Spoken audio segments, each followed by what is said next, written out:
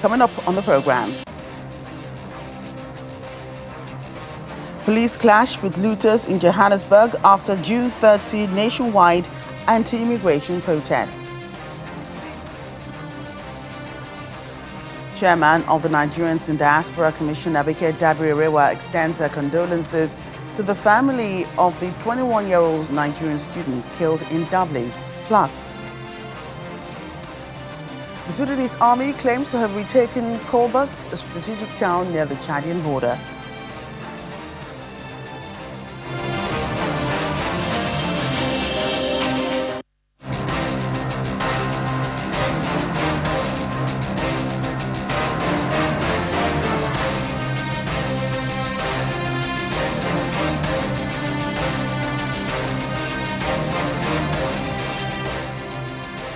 Thanks for joining us on the program. I'm Jokia Rogers here in Lagos. We begin in South Africa, where anti-migrant protests are escalating as demonstrators in the Eastern Cape forced foreign-owned businesses to shut their doors. Marching through King Williamstown, protesters carried South African flags and demanded that foreign-owned shops close while urging police to enforce the action.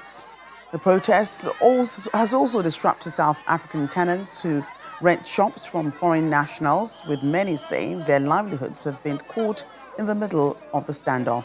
As fears of further unrest grow, President Cyril Ramaphosa has condemned attacks on foreign nationals, while the United Nations has expressed concern over the rising intimidation and violence targeting migrants. When we asked them to assist in terms of deporting these people, yesterday they told us that they don't have money to deport people. But today they have 600 million that they want to use in order to protect the interests of foreigners who are selling drugs in our country. That has to come to an end. We're so fortunate today that our march is going to be joined by the SAPS that are here to make it a point that there are no such violent acts that are going to be part of this program. We're not going to hurt anyone. We're not going to shut down any shop, but all the foreign national folks want them closed. We have no compromise around that. Well, still on the issue of protests in South Africa, security forces have flooded the streets of Johannesburg as violence and looting targeting foreign-owned businesses spread across several communities. Police and soldiers fired rubber bullets, detained dozens of suspects and recovered stolen goods as they moved to restore order in hotspots including Hillbrow, Jeppe and Alexandra. Authorities say the anti-migrant marches have officially ended, but warn that criminals are now exploiting the unrest to carry out widespread looting. The violence follows nationwide anti-migrant protests, while the President and United Nations have condemned the attacks on foreign nationals. We received reports of looting in the Jeppe area. Members responded and managed to disperse the crowds that were gathering around businesses that had closed. We know that officially marches had long ended. And it's just a question now of clearing the criminal element that's looting around in these areas. We are now proceeding to Alex, where we are also seeing some looting starting, and we hope to disperse the crowds there and get everything back to normal as quick as possible. Let's bring in President Nigerian Citizens Association in South Africa, NCAA, Frank Oyekwalu. Frank joins us from Johannesburg. Great to have you on the program. Thank you so much. Good evening to you, and good evening to all the viewers. Right. So it's one day after the March on March protest. The officials say that protest is officially over. How would you describe the mood in Johannesburg today? Okay, thank you so much for the question. Officially, the protest is over as of yesterday night, but the mood is still there's still some tension around. You know, the anxiety of opening, considering how it ended yesterday. Many people locked their shops, closed their businesses to avoid either being looted or any confrontation. However, you can see from the videos you just showed and other ones that are still circulating that behind all this protest and marching is the intention, strong desire to loot shops. So even as at 8 p.m. yesterday, many of them are coming out, breaking shops, breaking malls, looting people's businesses, stealing goods, and looking for money and other properties, which is not good.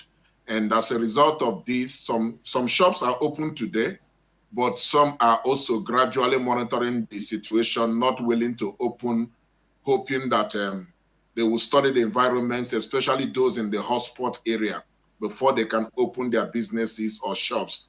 You never can tell what intentions can be. Even this afternoon, we received some calls of some group of people going around in the name of marching again, but then we know that their intention is either to hijack buildings or loot shops or steal or rob foreign nationals.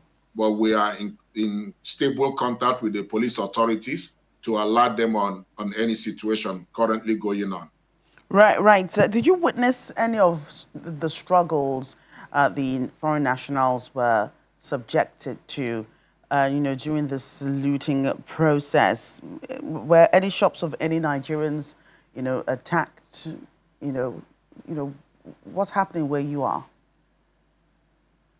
Currently, we are still gathering information. As you know, some of them, it's only after a while we now start receiving the data or informations. The area where mostly the looting happened or the breaking of businesses, there are areas where most foreign nationals occupy, including Nigerians. But at the moment, we are still receiving information bit by bit. We don't have yet a confirmed name or address of a Nigerian particular shop that was among the looted shops. But so far, our people are still safe. We don't have any incident of a tragedy or any of our shops that looted. But I'm still expecting some. As we know, this protest happened all over South Africa in the entire 9 provinces.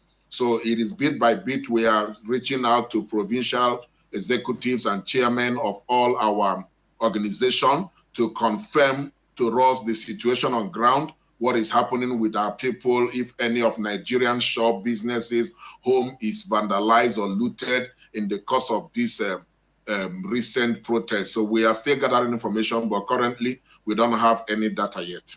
Right. What's the status of Nigerians awaiting evacuation?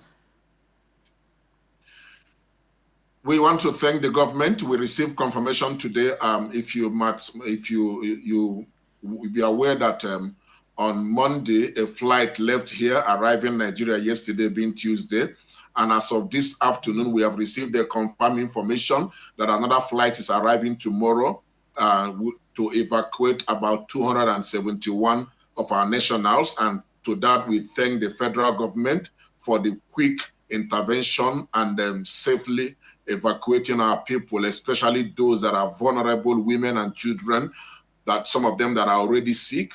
So we are happy that that evacuation is currently ongoing, and Nigerians who fell stranded or who has become a victim of this protest and further other vandalizations will soon get home to have peace of mind and probably reintegrate into our system and start over their life. Right. I must thank you again, President Nigerian Citizens Association South Africa, Frank Onyekwolu. Thank you for that update. Thank you so much for having me on your program. Well, as you heard it, another flight is due to arrive from South Africa tomorrow, and that will make it the 4th batch of evacuees that the federal government is taking from South Africa back home to Nigeria following the anti-migrant protests and the xenophobic attacks currently going on in South Africa. The update there is that businesses are being looted, the shops are being burst open, people's homes are being broken into with a lot of stealing going on. The South African government and the UN have condemned these attacks, but they continue unabated. Yesterday, about 271 returnees landed at the Murtala Mohammed International Airport in Lagos, bringing in men, women, and children. The ongoing voluntary repatriation program comes against the backdrop of the deadline declared by vigilante groups in South Africa and other organizations demanding the departure of undocumented migrants from South Africa. Our aviation correspondent, Bukola Jo Ketumbi, reports.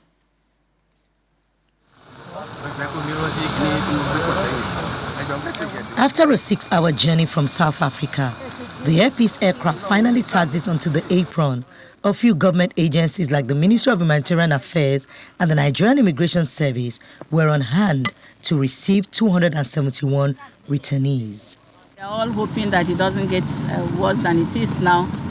But the President of the Federal Republic of Nigeria, President Ahmed Bola Tinubu, GCFR, has promised Nigerians that every Nigerian that wants to return will be brought back, and we are working on it.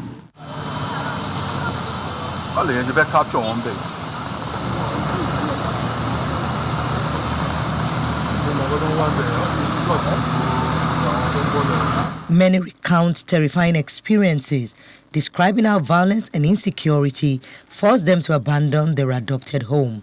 My experience in South Africa is very, very bad experience. Very bad experience. A country whereby they don't value a foreigner, and their government are not doing anything for that.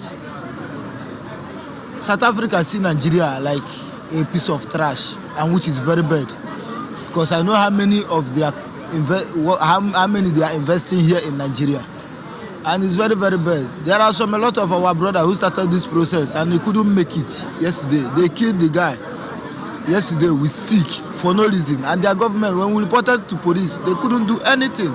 South Africa is not safe, you know, and because they see that we Nigerians, we are very hardworking, they are very lazy, they don't work, they don't do anything, yeah. So they think Nigerians are taking their job, you know. So they started this match and match thing in South Africa that they go around with weapon and all the rest. So we had to just leave, and for our safety, you know. I left back my things, my business, but I'm begging Nigerian government if they can assist us financially for us to start our business back in Nigeria. While profiling and documentation is in full swing, this third set of evacuees brings the number of returnees to over 600 people. The Edo State government is not only present to take its indigenes home, but has plans for resettlement. What we do is, what do you want? Because there are certain things they want to do that a millionaire cannot actually do. So we want to, what do you want? So we know how to come in. We have some professionals in our government, in our agencies, that we use to find out what they want. Through what they want, we'll be able to salvage the situation. It's what we have been doing in Edo State, and we'll continue to do it.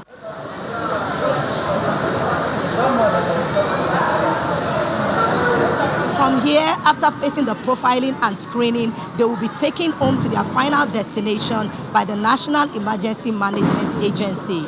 From the Muritala Mohammed Airport in Lagos, Bukola Jo Ketumbi, Channels Television News. And still ahead on the program, endangered African penguins make heartwarming comeback on South Africa's Boulders Beach. Do stay with us.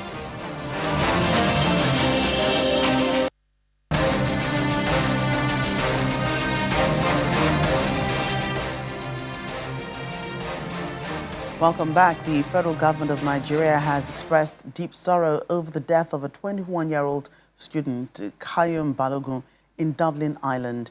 Chairperson of the Nigerians in Diaspora Commission, Mrs. Abike Dabiri-Erewa, describes the incident as heartbreaking, saying the country has lost a bright young man with great promise.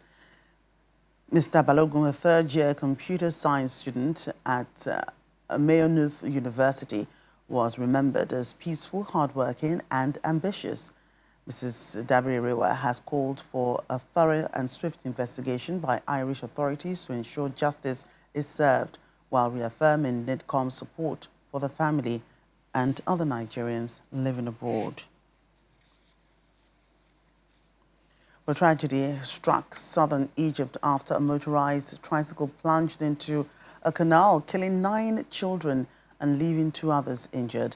Authorities say the vehicle overturned in the province of Asut as it carried children home from work on nearby farms, with local reports blaming a steering malfunction. The victims, aged between 10 and 17, were recovered from the water as grieving families gathered at the scene.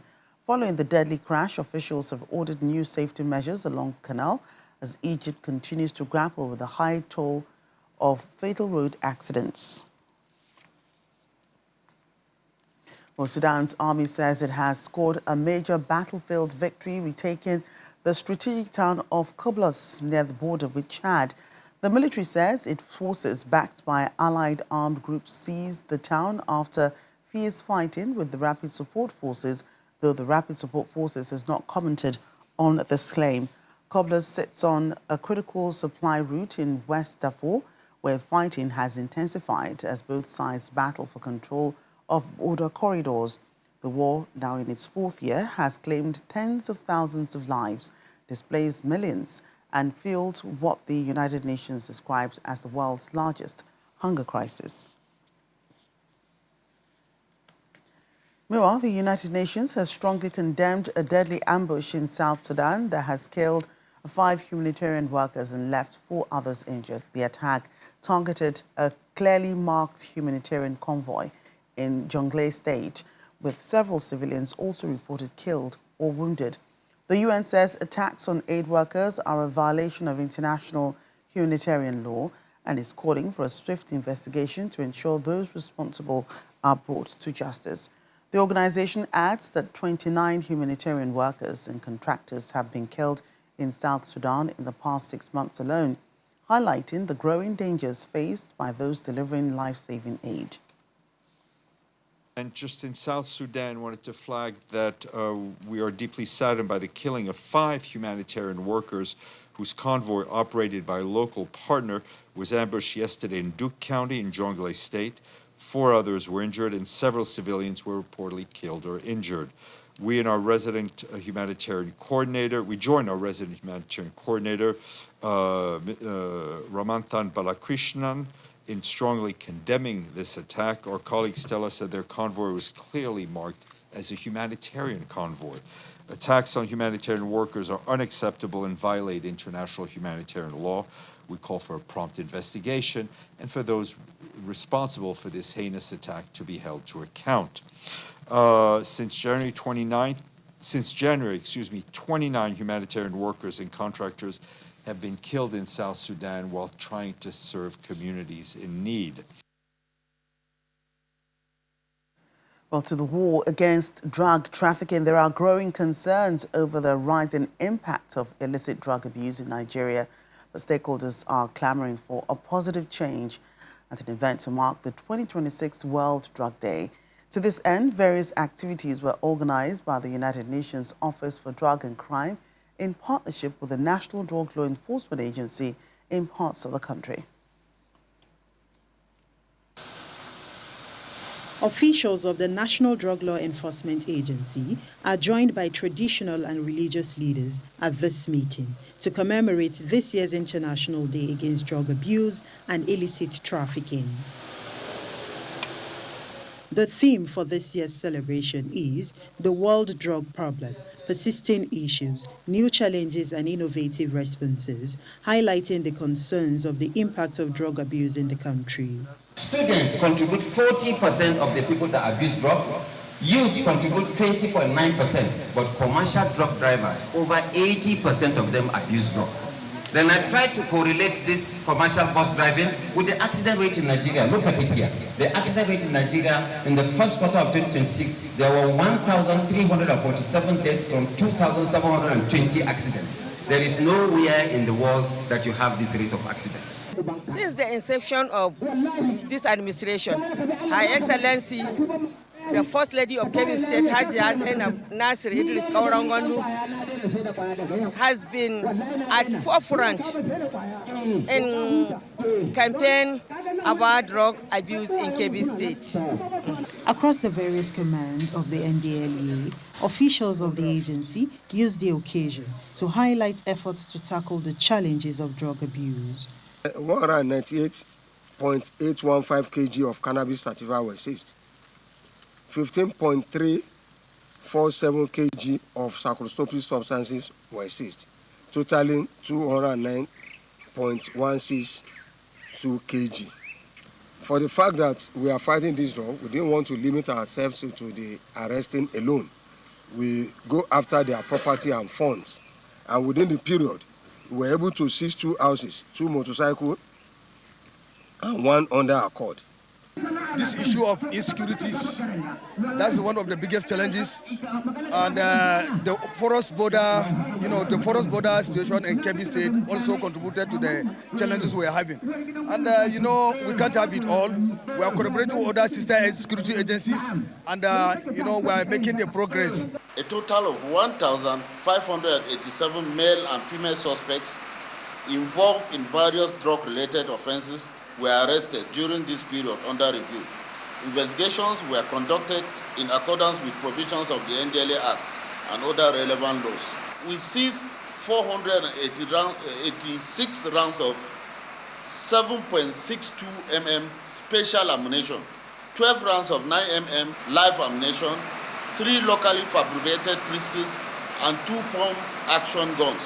The drug problem remains a major threat to public health, security, peace, and development. Drug trafficking networks continue to expand their operations across borders, exploiting technological advancements and weak governance structures. The agency is vowing to prosecute all the suspects arrested to serve as a deterrent to others. And there's a rare conservation success story from South Africa where the critically endangered African penguin is staging a promising comeback. The latest census at the Boulders Beach near Cape Town shows a 13% increase in breeding pairs, the first rise after 5 years of decline.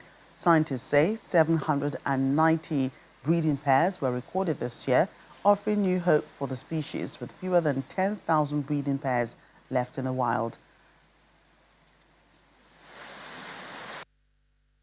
These African penguins are one of South Africa's iconic species, and this is a really important colony for them, a breeding colony. And African penguins in Southern Africa are under threat. They are critically endangered. There's less than 10,000 breeding pairs left in the wild, and there's a lot of conservation action happening trying to turn the situation around. This year we got very encouraging news. After 5 years of declines, we actually picked up an increase. And so the count that we had this year was 790 breeding pairs, which is 92 breeding pairs more than last year. And it's the highest number within the last 3 years.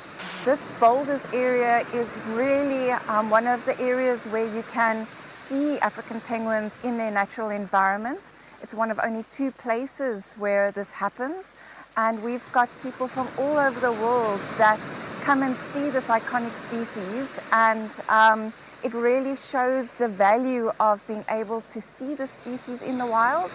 And it's a colony that is probably one of the colonies that gives us quite a bit of hope for its future. Of course, there's no fences that keep penguins out of different areas, and so you have them breeding on City of Cape Town land, you have them breeding on Defence Force land, and so what is needed is a collaboration between these different partners, particularly City of Cape Town and Sand Parks, together with SANCOB that rehabilitates sick and injured birds. And we work together to try and conserve this population. And I think it's one of the key reasons that we've seen this positive result this year is this collaborative working towards a common goal. And as we go on the program, here's our fun fact about the continent. Did you know that Senegal is home to the African Renaissance Monument, the tallest statue in Africa? Standing 52 meters high, the monument was unveiled in 2010 in the capital, Dakar, overlooking the Atlantic Ocean. It symbolizes Africa's resilience, progress, and aspirations for the future, making it one of the continent's most iconic landmarks. That's our program. Thank you for watching. I'm Joker Rogers.